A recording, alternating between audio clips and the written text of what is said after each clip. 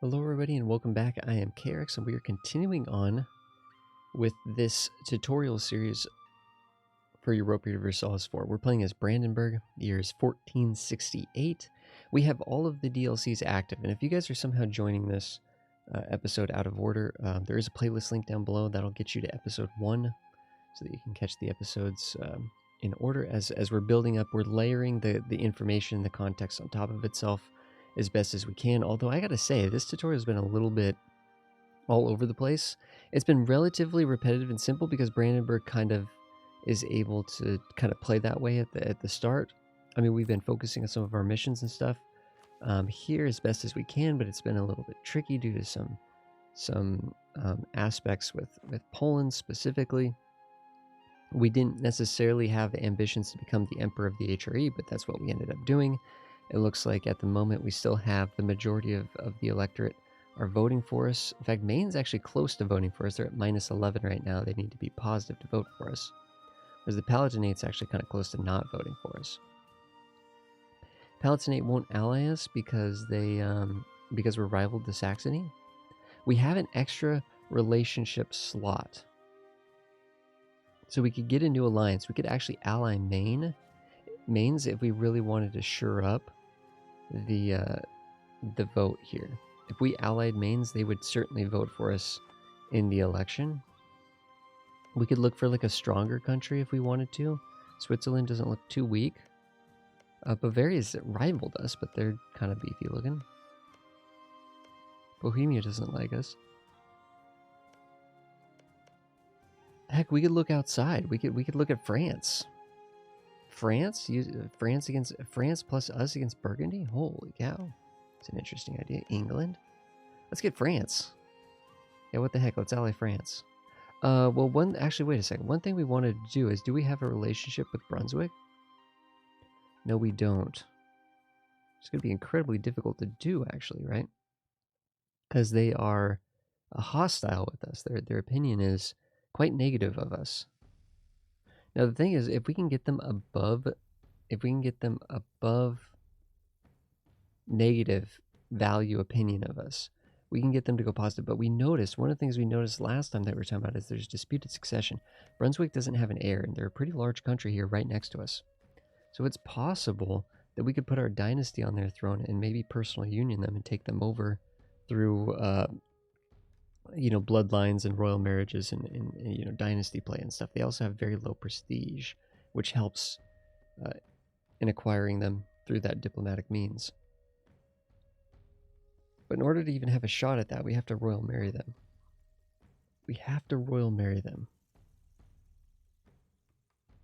Our trust is low because we've obviously attacked them.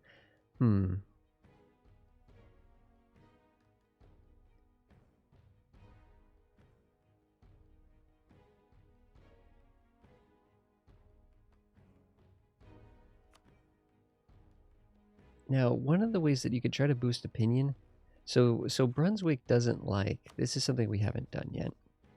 Brunswick doesn't like Hamburg. They're rivals. So if we go over to Hamburg and we actually insult Hamburg, if we do something called the scornful insult, this will actually increase opinion with Brunswick by 25.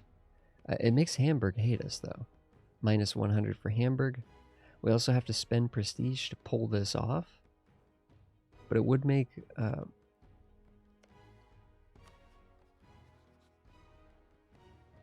it makes the enemies of Hamburg like us more. So that's an interesting idea. Alternatively, we could just see what would it cost to give them a good... We don't have enough money to send them a gift. They don't want military access. Oh wait, bestow imperial grace. Greatly improve our relations. Hey, we got them to positive. So that gave them bestow imperial grace, gave them a...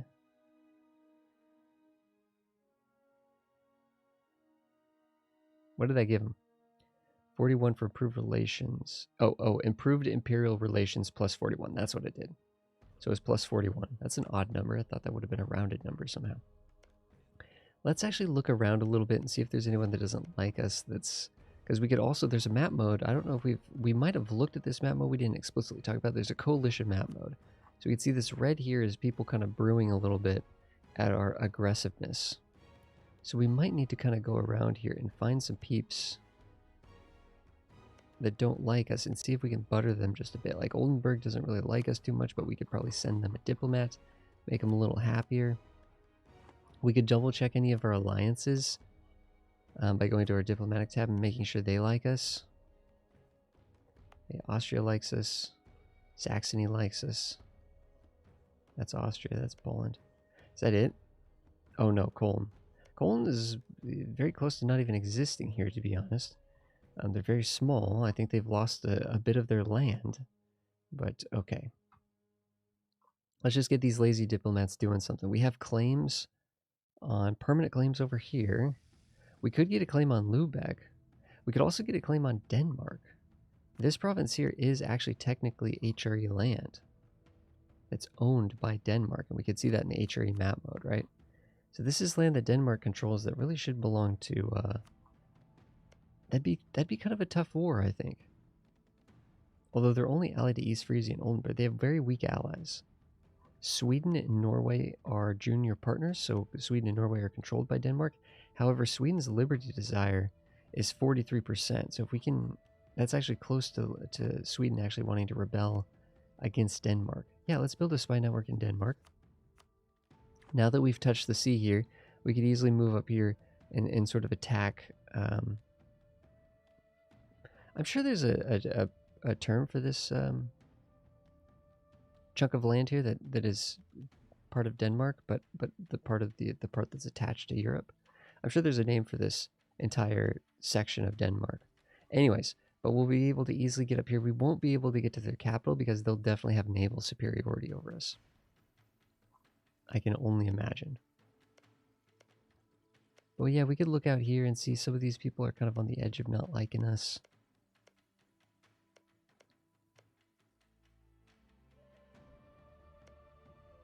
And we could just send a diplomat to butter them up a bit. You know, honestly, even Stettin, like, we're probably going to need to attack Stettin soon, but let's just butter them up for now. I think we already have we already have a claim on Stettin, but we're going to get free permanent claims in this entire region once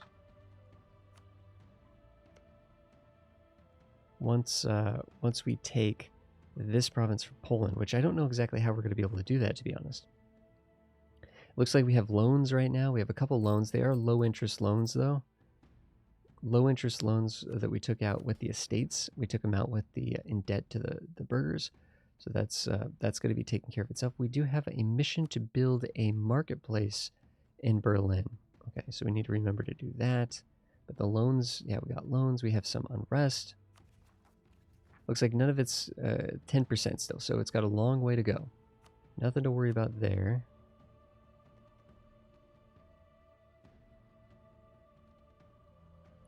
Disputed successions, yeah. The big one is Brunswick, although it is interesting that Aragon is a disputed succession.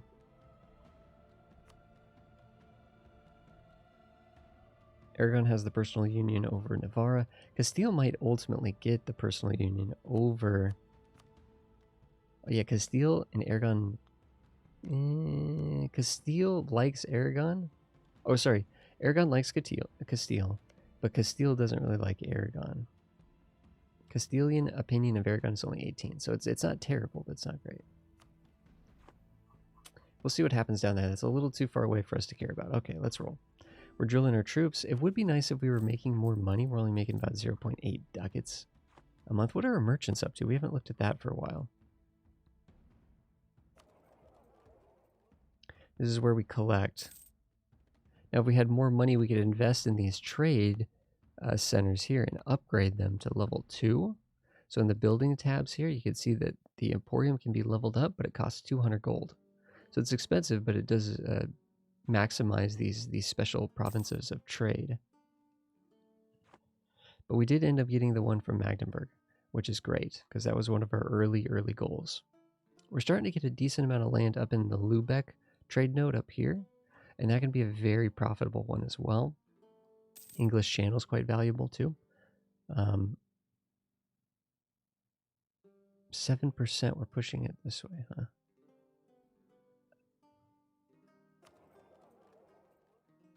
I think that's kind of the best we can do, to be honest. I think that's kind of the best we can do. I mean, at least we're making money. We have 2 level 2 advisors. They are cheap advisors, but that is costing us a few ducats a month to pay for them.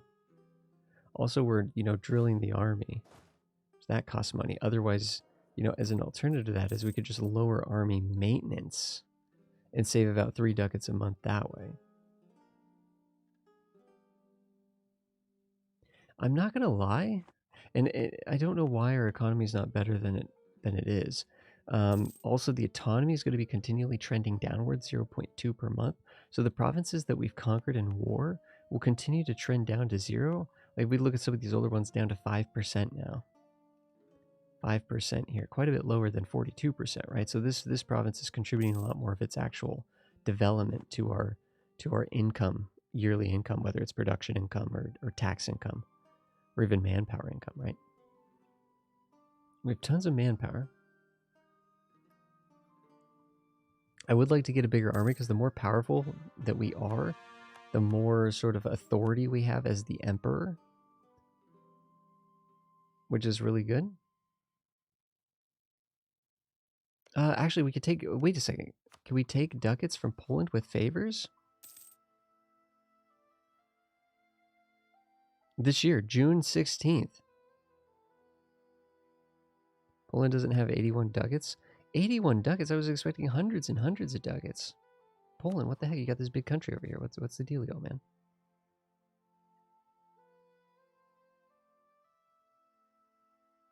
It's saying 81 for... Austria will give us 81. Why is Poland saying 81 as well?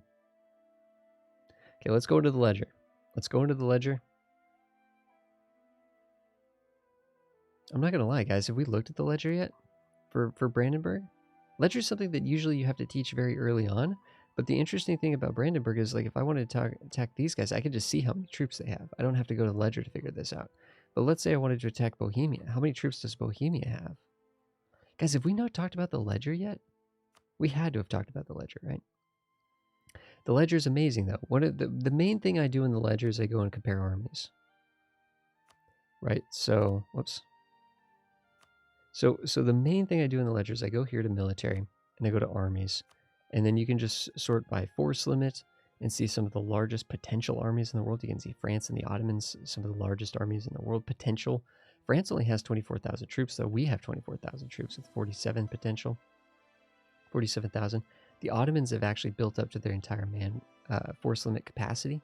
They can go beyond this, but they're at 58,000 right now. This is because it looks like they're in a are they in a war? Yeah, they're in a war. Right here, the flames here says that the Ottomans are at war.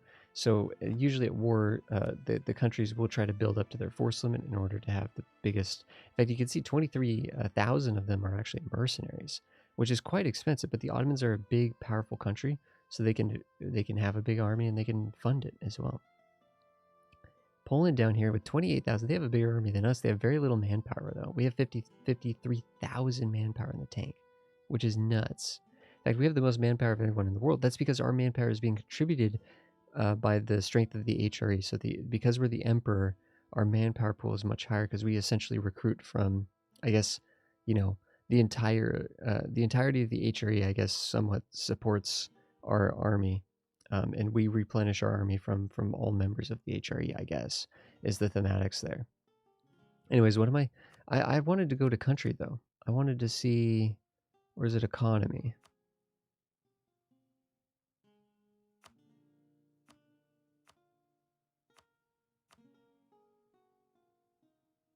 No, I think it's an overall. Yeah, country here. So if we go here, we go to Poland. Well, what's your money looking like? You only got 43 ducats. Money in the treasury. That's all I'm really looking at there. Not a big deal. It's just a curiosity that I had, right? So you know what? Apparently, what the heck? Let's just take the ducats from Austria. Actually, I'm gonna go check. Let me check these other smaller countries. They definitely won't pay as much, right? At 21. But why did Poland and Austria must just coincidentally have like the same income? which is kind of crazy. Now, admittedly, Austria has much more valuable, highly developed land compared to Poland, so it's possible, but Poland does look like the bigger country overall, but who knows.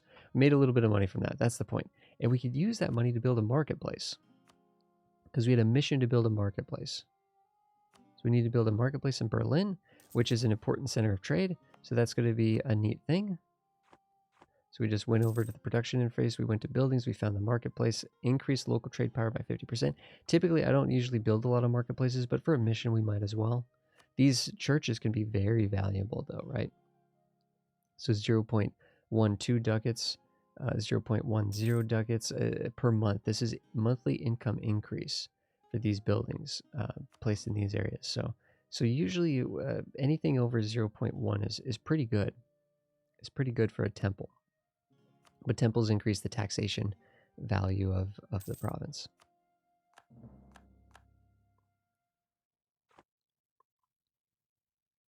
I think we mostly have what we wanted from Denmark in terms of claims.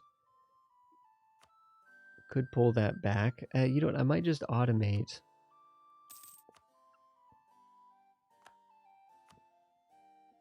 Okay, how do you feel? Oh, Brunswick loves us. He loves us. Royal marriage. Then we need the alliance. He's got no legal heir. And 58 years old. You are kidding me. He's 58 years old. This guy could die at any moment. 59. He just had a birthday. That is huge. We are now allied to Brunswick. Which, unfortunately, is going to make... Who is Brunswick rival to? Because it's going to make them mad. Cologne. Yeah. Well, we could just butter them up. You know, let's just ease their worries a little bit. Now, one thing that could be really good, we're a good, strong Catholic nation. It could be good to go down here to the Papal States, the Pope, make the Pope happy. Let's do that. Even though they're far away, it's important to know what's going on in the Vatican and to boost our influence within the Vatican. So if we go to the papacy here, we actually have 50 papal influence that we can now spend to get something nice. It costs 100 to get a free stability, which would actually be pretty cool. Yearly legitimacy, yearly prestige, extra national tax modifier. So we can get little bonuses. How long does this last? 20 years? It's not bad. 20 years of 15% extra national tax modifier. Most of our income comes from taxation, right? 15%, that'd be like a ducat a month. A ducat a month for 20 years?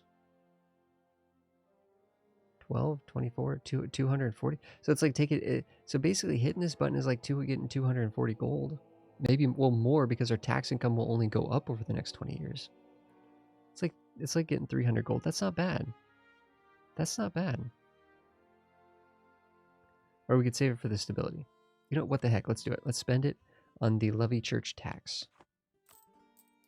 Okay, it didn't quite go up as much as I thought, but it'll be fine. It'll be fine. We needed more income per month, and I think that'll be good getting some.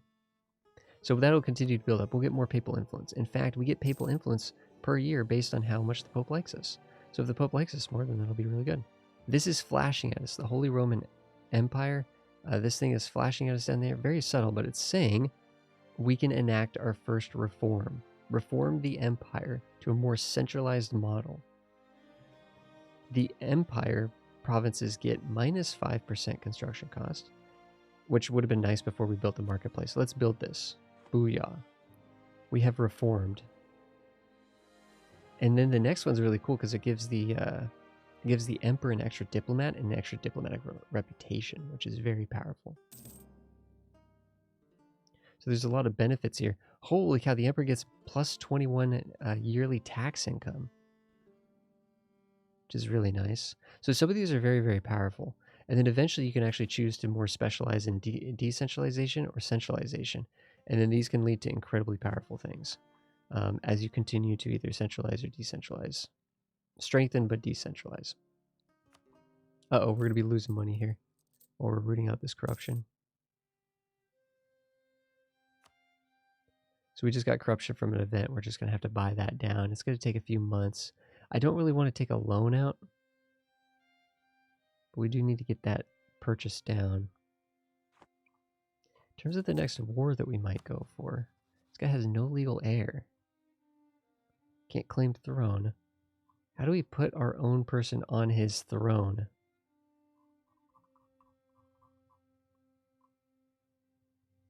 Grant electorate, that's interesting. I guess we could do that later. I think eventually you can actually earn more electorates to hand out. And presumably if Colton Lake disappeared and got conquered, then we'd be able to give out a new electorate to someone. Request relative as heir. So this would be the way that we could do that. It requires a bunch of, it requires 90 favors, however. An insane amount of favors. Oh, we have a new government rank that we can work on. Centralized bureaucracy, monthly autonomy change 0.05. We just talked about how that could boost our economy. Or max promoted cultures. You know, I actually like the idea of going for the monthly autonomy decrease in this case, so that these provinces, right, that are like a higher autonomy, so they can decay faster.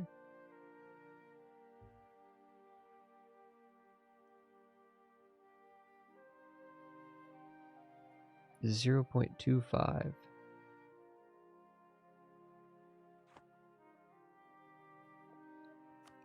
Losing some prestige there. Feels kind of bad. Now, our power projection's at a magic number right now, 50. And we could talk about that for a second if we haven't mentioned this yet. But being at 50, due to having 50, we're actually gaining, our leader is actually gaining additional skills here. You can see that we're getting +1 because we have at least 50 power projection in each of these categories. And these monarch points, we've seen how critically important these are for developing our land, for embracing new technologies and institutions and things like that. And raising generals and coring land and making diplomatic deals and all kinds of stuff. But right now we're at 50. And you can see some things are actually decaying off a little bit. Some things are decaying off. And if this decays down below 50, we'll lose that bonus. So what can we do tactically right now to get a little bit more than 50?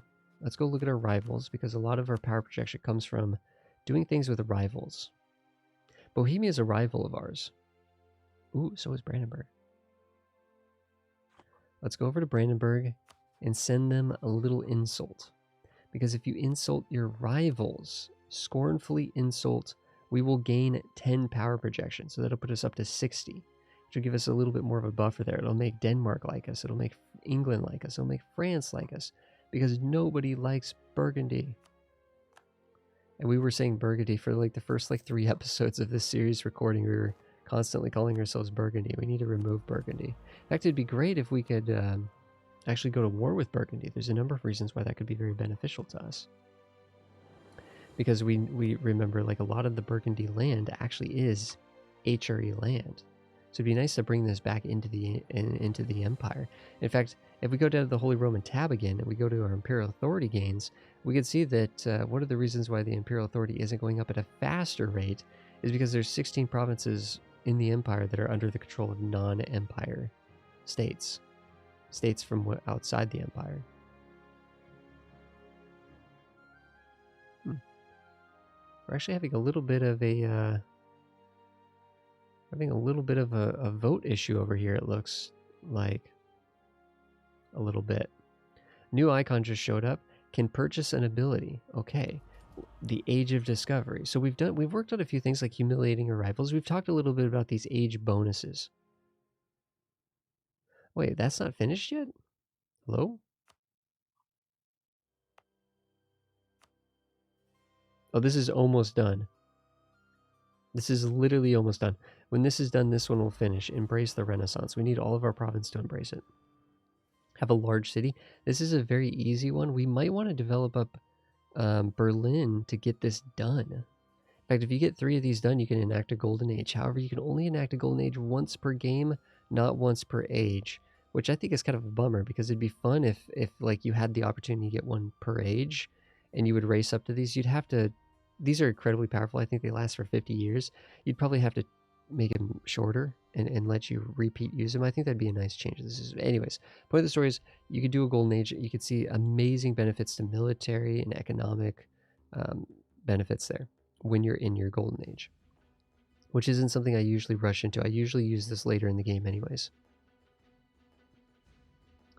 But we actually can pick one of these abilities, and this will be an age ability for the rest of the century until the Age of Reformation starts, which will happen basically around the turn of the century. And then from that point, the ages are just every sort of turn of the century, there'll be a new age. So the first age is actually admittedly a lot shorter, the Age of Discovery, because you start in 1444. So we get different benefits here. This is like if we wanted to colonize. This is if we wanted to have more cavalry, which are kind of expensive. Claim versus claim. Justified wars, minus 10% aggressive expansion impact, which is pretty good. I like this one as well. Improved war taxes. War taxes cost minus 100%. Minus 100%. So this means that war taxes are free. We don't have to pay military power to enact war taxes. So I'm going to toggle that on so that for the next 30, actually more like 35 years, 40 years, for the next like 40 years, we'll get free war taxes. And if we go to war, then we'll actually be able to, yeah, I mean, if we go to war, we'll be able to actually be making money at war, basically, because we'll be imposing war taxes. And we won't have to pay military points to do that. Oh, looks like we've just got to the point where we can get a diplomatic idea. This has popped up. We just hit the 400, right? 400 for each of those. What is that, trade league? Okay. But I want to go look and make sure, do we want to save up for the Diplo technology? Doesn't look, none of this stuff is really that impressive. Music's really flaring up today, guys. Oh, we got our new, we got the Brandenburg idea here. Northern March.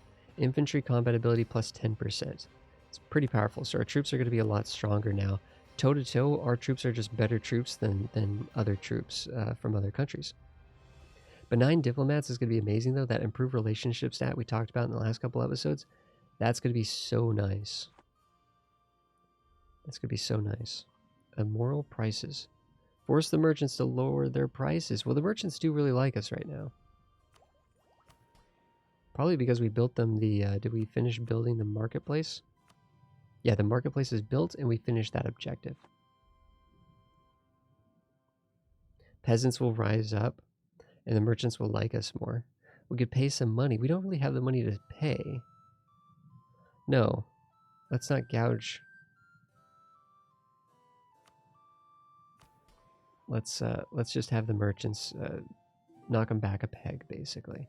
And again, we don't want the as long as they're happy enough to allow us to do that, then it's totally fine. We don't want to let them get too powerful. We have the extra diplomats. We got tons of extra diplomats over here.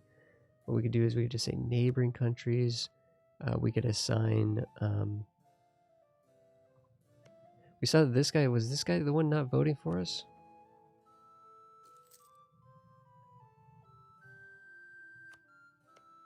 Saxony's not voting for us, so let's improve relations with Saxony. So all of our diplomats are doing something, which is great. So this was a rather peaceful episode, admittedly.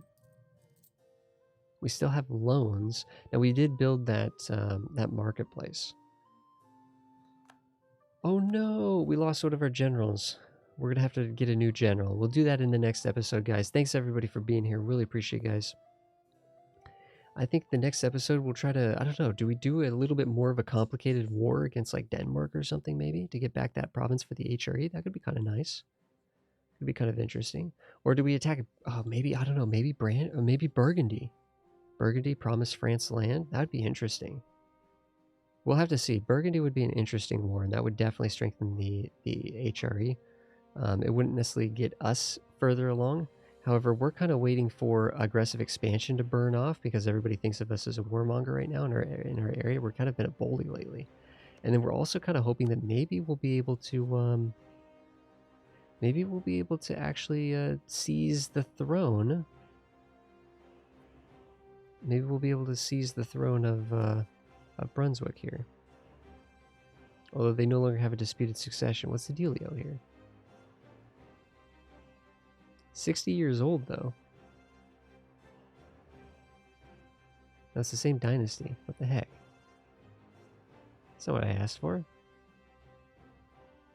Well, there's a chance that the air can die or an event can get rid of this air, but it looks like Brunswick might actually they might actually be secure in their line. Unfortunately, we might have missed that opportunity, but that's okay. Guys, thanks everybody for being here. I'll see you guys in the next one. If you guys have any questions, please ask down below in the comments. I'll be more than happy to answer them. But thanks everybody for being here. See you guys next time.